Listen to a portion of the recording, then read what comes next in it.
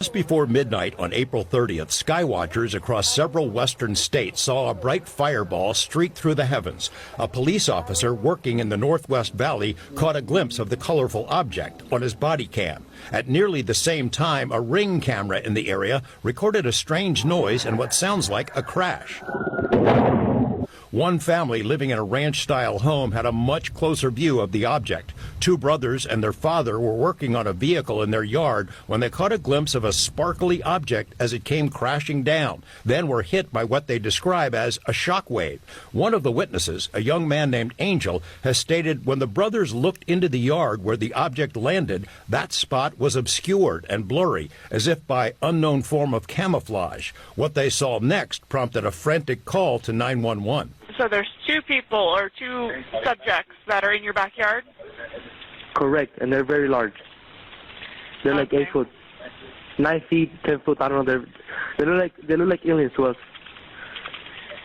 Big eyes. They have big eyes, like I can't explain it. And big mouth.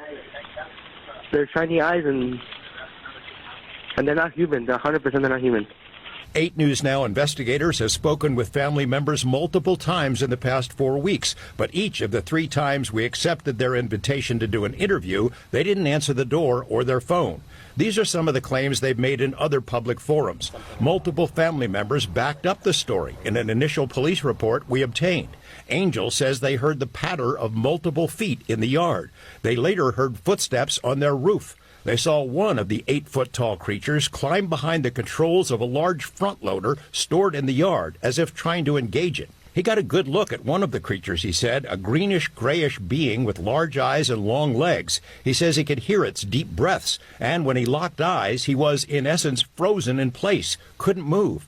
In the middle of the yard, where the object had crashed, then vanished, a circular impression was left in the soil. Okay, where is this on your property? Metro sources say the police dispatcher initially wondered whether to send a crisis intervention team to help the troubled witness, but then took the incident seriously.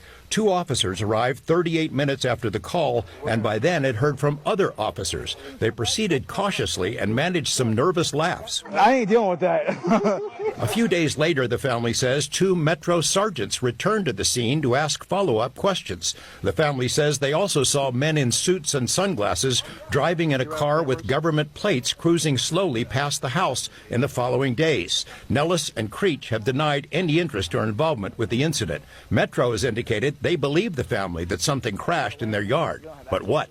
Someone else has access to it. You mentioned, George, in that piece that, they were frozen because so many people have been critical of, like, why didn't they get their phone out? Why didn't they shoot the video? Do we know if there's even any video of this incident? Yes and no. So there's a surveillance camera in the backyard. The property owner keeps that because he's got a lot of expensive equipment there. What we were told is that at the moment this thing comes down and crashed, this camera went out, and it was out for a couple of minutes. When it came back on, the object was gone, but the circle was there. We've been told by Angel in multiple phone conversations that he shot video of the creatures. We haven't seen it, and we don't know anybody else who's seen it yet, so maybe he'll release it at some point. It's getting a lot of attention. Yeah, all over. All right, George, thanks for that.